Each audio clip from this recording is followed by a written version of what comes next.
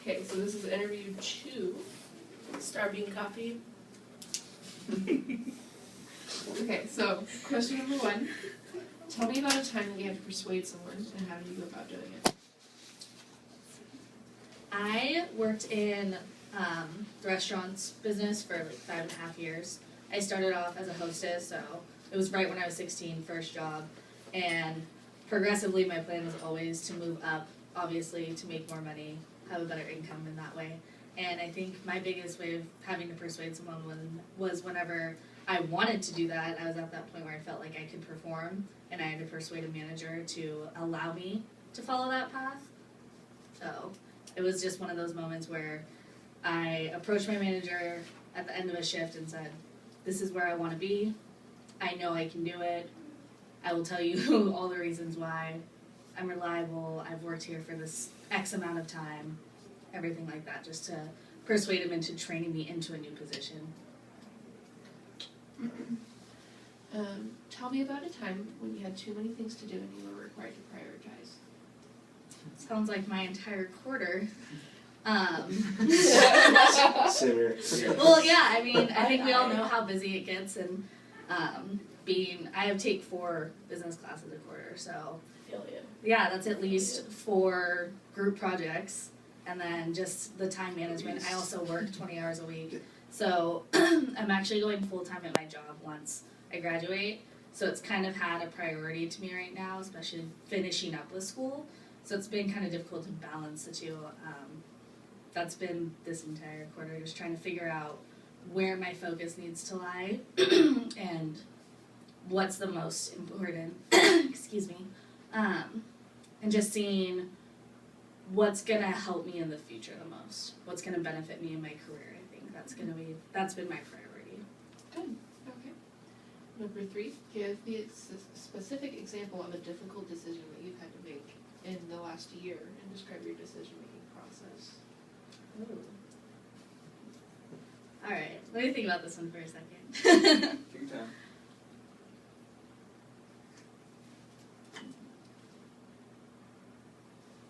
I think one of my biggest decisions, recently I bought a plane ticket to go to New York, and it is in May for my best friend's graduation, and I have to miss school. I know I'll miss like 2 days of school, and it took me a while to decide on whether I wanted to do it, and at this point in my life, I'm kind of choosing the experiences over certain things that I feel like this is going to be an experience that I would regret missing out on, and something that I need to do for myself as opposed to just going to class. I feel like it would be worth it to miss class, make up that work, probably suffer for a little bit, but take away from my experience that I'm going to get from seeing something like that happen.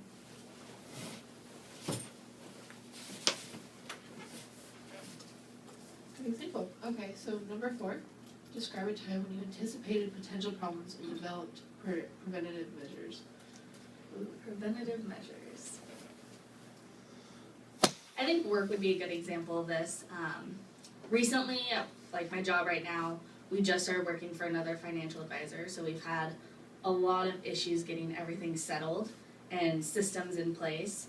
A lot of communication errors, just things that we can see happening already and we can prevent at first, but if it continued in that way, it would become a really big problem for us. So our biggest thing is implementing spreadsheets to try and keep our communication open over the weekend.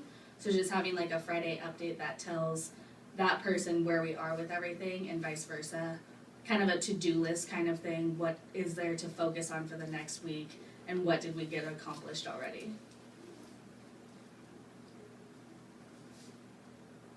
Is there anything specifically that you've done? I made the spreadsheets. Excel. Okay. That's one of our qualifications, let's be able to use Excel. So right on it. Good. On the ball. Alright, so next. Tell me about a time where you're able to successfully deal with another person even when that individual may not have personally liked you or vice versa. I want to use Management 311 as an example. Is that inappropriate? No, it's not. Management 311, my group for last time.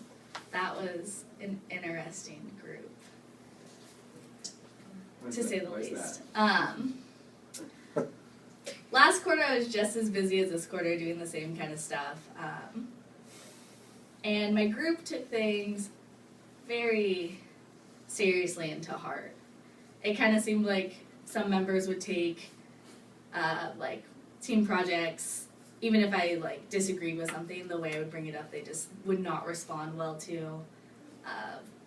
Things of that nature, just having to soothe over and continue working with people over 10 weeks that you could feel there's a, Tension. yeah, definitely tension. So it was just one of those things where we would get things out in the open. I'd be like, this is not personal. I'm looking aside from the personal, but, you know, I like They those. took things a little too seriously, pretty much. Is there any way that you made it a little bit more smooth throughout the? I just tried to communicate my thoughts. I would tell them, look, when that happened, I didn't appreciate it. Okay. It's not a big deal to me, but I want to be sure that we get this done. Things of that Okay. nature, just little things, just mentions of what had been going on. Did you do it in person or over In email? person. Okay, good. She Good did oral it to skills. email once to me, and I kind of acknowledged it over the email again, but to me that's the in-person thing is a little more than typing. Yeah. Oh, hey, That's when good. that happened. Definitely. Wasn't too okay. I'm gonna step out, guys. I'll be back. Good luck. Take this here. Thanks. She's got another Hope you interview. get a treat. That's not you. I'm a spice girl. Sorry, Jane. Alright, so for question number 6, give me an example of when you showed initiative and took the lead. I'm gonna go back to my restaurant experience with that one. After being a hostess, I was an expediter, so I was like the main bridge of communication between the kitchen and the wait staff. And as an expediter, I had people who would run the food out for me. So I was basically in charge of making sure that everything went out correctly, things were getting made in a timely manner. So I was dealing with a lot of different things, a lot of different people, and just communicating to different people in different ways. Because you talk to a kitchen completely differently than you would talk to a server or someone running food out. So, you know, restaurants get pretty crazy, and in that restaurant particularly, it was the summertime that was the busiest. We were right on the water. So having to deal with many different things happening all at once or multiple things going wrong, just taking that initiative to make sure that it would get done as quickly as possible. Good. Okay, let's move on. Describe a time when you were faced with a stressful situation that demonstrated your coping skills. Ooh. Okay, let me think about this one for just a second. No problem, take your time.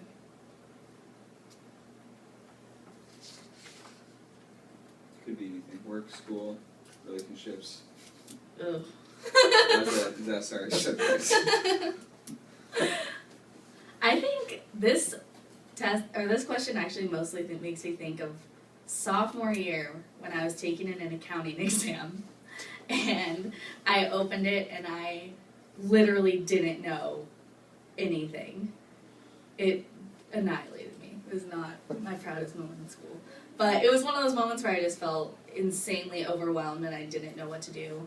Having that moment of panic where I looked at this test and I kept looking through it and I still didn't know where to start. I think that's one of the worst feelings, I guess, when I don't know where to start with something. I'm that overwhelmed. And I kind of looked at my friends and they all had the same looks on their faces, but they all were doing different things. It's really weird. One of my friends just had his head down. One of my friends was scribbling everything out. It was really not a good exam, obviously, but I just kind of sat there. And I literally had to wait like 5 minutes before I could look back at the test. I had to calm myself down and just Okay. think and prioritize and plan I had to make a plan in my head basically to figure out how I could get through these next 2 hours. Alright, so we only have 3 more questions for you. Great. Okay, so next is give me an example of a time when you used your fact-finding skills to solve a problem. I think I do that work all the time right now.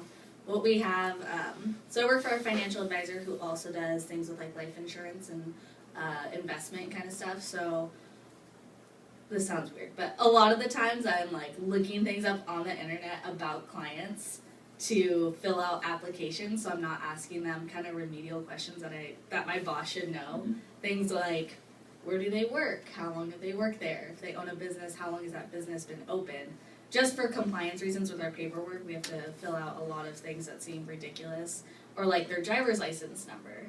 Like I can find usually like an algorithm and things like that online to try and do that without having to bother someone with something that they shouldn't have to be bothered with during their workday. Alright, number 9. Give me an example of a specific example of a time when you had to conform to a policy with which you did not agree. Oh, okay. It could be work, school. Yeah. Maybe school in general, you just don't agree with school at all. Sometimes it depends on the day. Let's see. Conforming to a policy.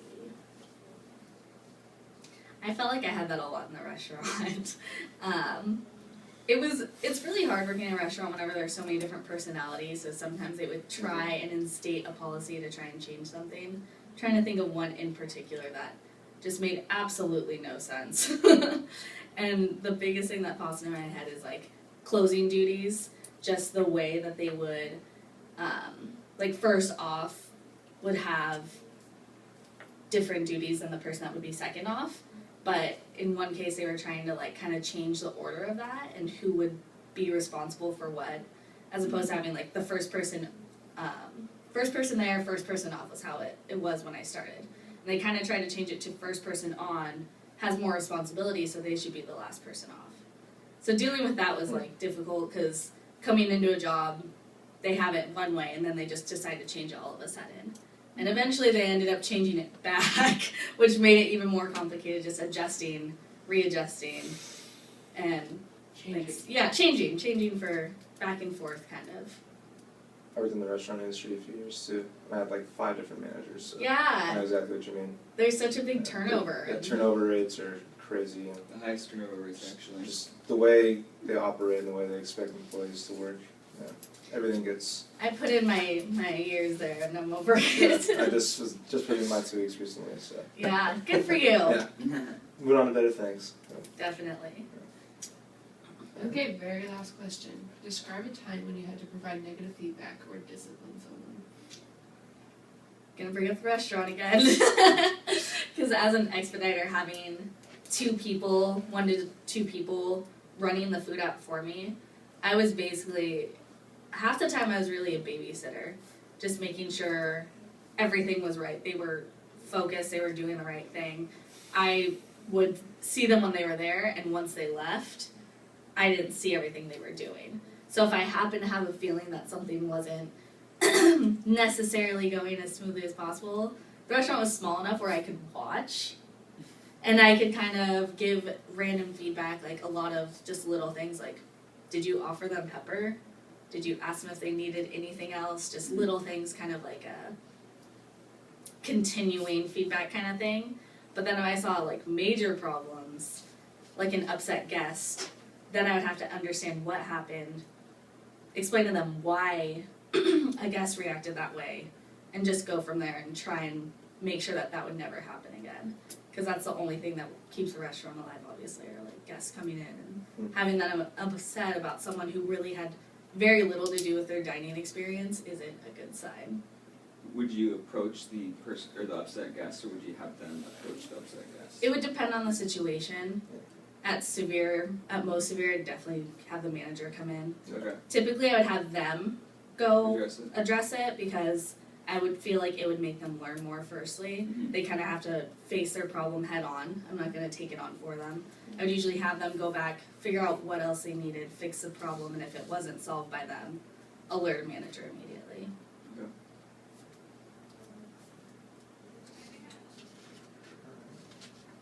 Would you, just one quick one, Mhm. so you said you'd give disciplinary measures and would help people figure out what they did wrong. Would you encourage them to show them what they were doing right?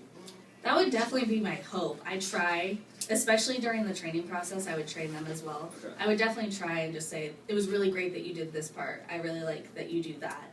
And then it's harder as, once you start working with someone for a long time, it's harder to do that. And I found that it kind of wears on people. Like in the restaurants, typically you don't hear anything back from managers either unless it was something like a guest complimented you to someone else. So I think that's definitely where I lack is